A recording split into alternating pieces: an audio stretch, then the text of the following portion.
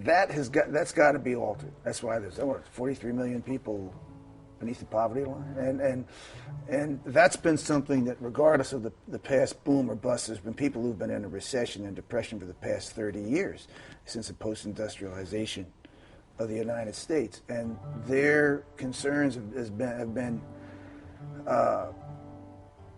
fundamentally ignored, and I think that issue, and it's tough. I understand. Hey, I sympathize with President Obama. In many ways, he's in a very tough seat. President comes in, you have 4 or 8 years to make your mark, to try to manage these huge forces that are constantly at play. You got your financial institutions, your corporations, your military. They're always president. They're always in play, and it's a very, very difficult moment, and I think that when the economy moved away from serving, hey, your everyday guy that's out there working at his job, your small businessman, and turned into really a gambling house, that it spelled doom. It spelled doom, and I think it spelled doom for a lot of people's expectations and a lot of people's hopes to get whatever small piece of the American dream they can get. That's got to be fundamentally altered. That's got to turn around somehow, and it's a very, very difficult climate to do that in. There's the level of noise and speech coming out of,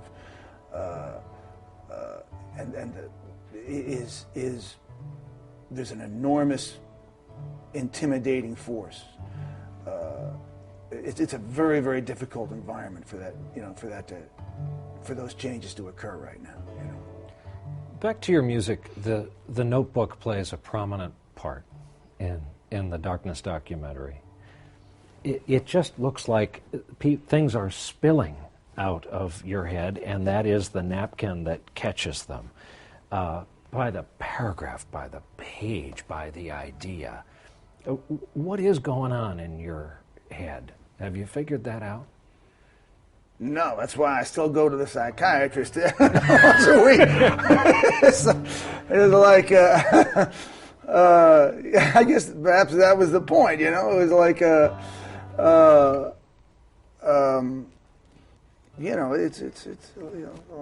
it's a mystery, and I think that part of it is you're a detective, and the music was me searching for clues all the time, and you're looking for clues to your past, clues to how to live in the present, a clue for some plan of the future. You're playing it by ear. It's a lifelong. It's a lifelong process of detecting where your life is going, and so for me, like I was compelled to write music and make music in search of probably a set of answers that are never actually going to. I realize they're never going to actually appear, but the work itself, has delivered to me a certain level of reasonable sanity and purpose that helps me get through the day. So the Notebook is sort of if you go into the Notebooks, is just careening. There's a lot of bad words, bad lyrics, bad ideas, purple prose, florid writing, and a lot of embarrassing. All the things that got thrown out are in the Notebooks. Sometimes there's something good. So the Notebooks to me are always, we part of the package we put. We recreated the Darkness Notebook, which I felt two ways about, because it's sort of people seeing all the thoughts that you that you canned, and but they are pretty good little documents of the moment I was living through and what I was trying to accomplish or what I was thinking about at the time. Hopefully, I go back. Generally, I did pretty good. I picked the best stuff, and most of the time I left out the things that were completely horrible, but I suppose not always, How many parts romantic are you and how many parts realist? I sit in this room behind you is a glass box where you record your voice. And there's Max's kit, and there's the great Hammond B3 organ.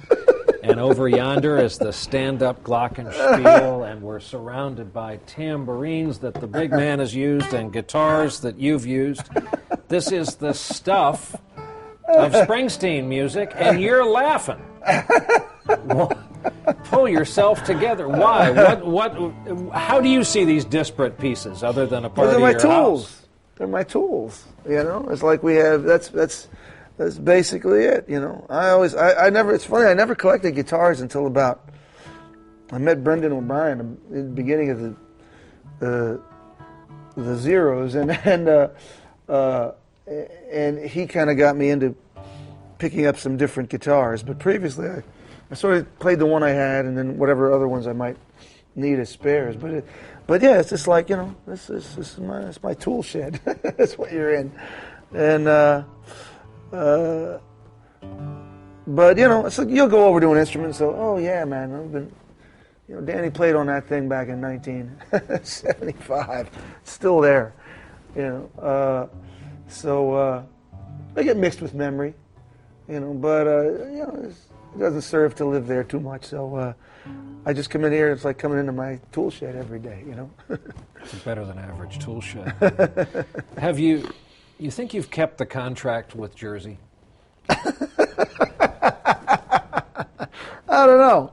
You know, did I have one? Well, yeah, you didn't sign it. I didn't sign. They did. I didn't sign anything. But you had the good sense not to be born in any other state, and you've become part of the firmament. I'm still here, so I don't know if I planned on that. You know, we did move to California for 4 or 5 years, We've forgotten that. And that was pretty enjoyable. But in the end, you know, we had a big family back here, and when we had the kids, you know, it seemed like the right place to be. So I still enjoy it here. You know, I still like the beach. I like the bars. I like, you know, this is a great spot to live. You know, life is great here in Central Jersey, I have to say. You know, and it's been good to me. You know, the people here have been good to me. You know, I pretty much get left to go my way. People don't make too big a fuss most of the time, and so we've had a life that I would say was, for my kids and was reasonably close to normal, and that's what we were in search of, except for the days when I go around looking to be treated as king. Then, but most of the time it's pretty straight up. So I don't think we're going anywhere anytime soon. You tend to love customer contact, and whether it's a bar or a big arena, the customers, that feeling. Retail rock and roll has always been very important to you. When will we next see Bruce Springsteen and the E Street Band take some of these new songs out for a spin? I don't know. You know, we played a lot. I think somebody told me I toured 8 out of the past 10 years. In some form or another, you know, by myself or with the folk band I had or with the E Street Band. And I think we've been off since November, so that'd be coming up on a year in a few months. And you know, you need some downtime, and you know, the writing takes some time, so I'm, you know, working on a few records and some other things, and but we'll be out there probably sooner than later. You know, I think the band is a constant going concern now, and it's more pleasurable, and it's a wonderful thing to have in your life. You know, I don't see any time in the future when we would, you know, it's like it's when we wouldn't be out there playing. You know, I think, you know, we'll have periods of downtime like we've always had in the past, but I'm looking forward to playing and continuing my adventure with my friends, and you know, exhuming a few more of those mysteries and see where it takes us all. I don't want to go all AARP on you, but you guys have grown old together.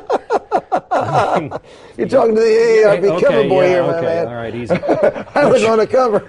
You have grown old together. I mean, I'm not going to name any names. There are new hips, there are new knees, there's titanium members of these. We're counting on science. We're counting on science to take us into the future, you know. But you know, it's a funny thing. I guess if you do it right, one of the things I'm proudest of in this new package that we put out is we went in Asbury and we played Darkness album from top to finish about a year ago, and I think if you hold it up to the tapes of the time, you know, we play it a lot better right now.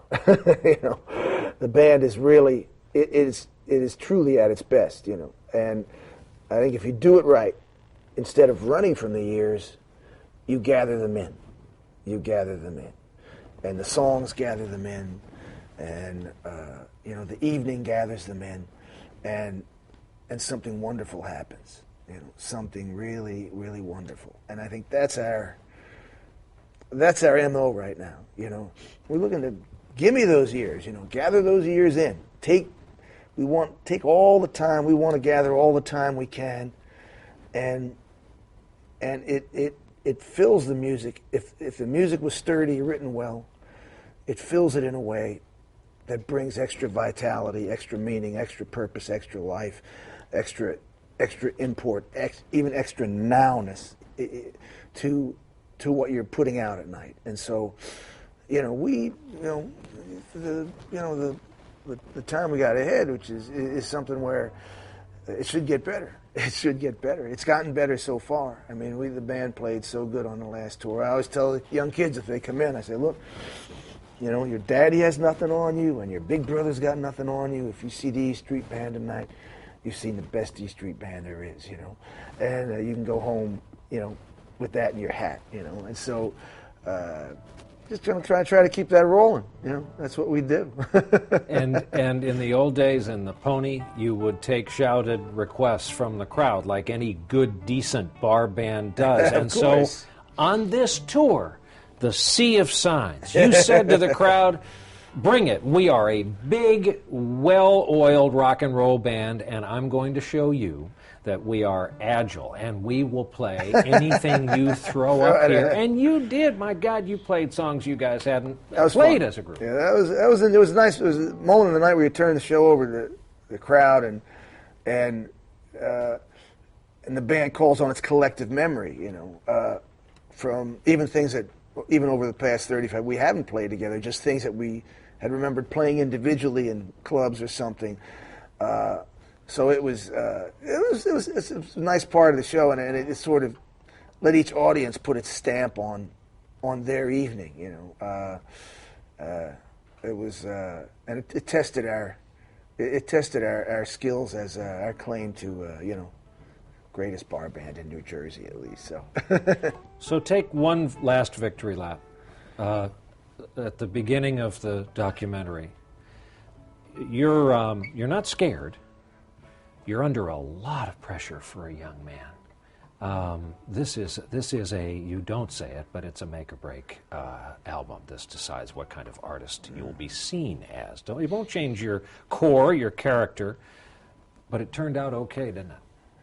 Well, yeah. I mean, you were scared. I think you were. You know, you really didn't know what your potential was. You know, you were scared you weren't going to be good enough. You know, I think that you know, I'd received quite a bit of attention at the time, and more maybe than I ever thought I might have, you know, and I think you were nervous about just, you know, just whether you'd be good enough, because we wanted very badly to be good. I think I say in the documentary, it was more than you know, rich or famous or happy. You know, we wanted to be great, you know, and that's what motivates us still on a nightly basis. We come out, hey, look, it's great that the big crowds are there, the money's great, you know, we're not handing any of it back, you know, at this late date, but the thing that moves a band on any given night is we just want to come out and be great. You know? We want to be great for that audience and for ourselves, you know. We've got something at stake, there's something very real at stake at night, something we've built a long time, you know. The good name of our band, what we can do for our fans and ourselves, and that's still on any given evening when the lights go down.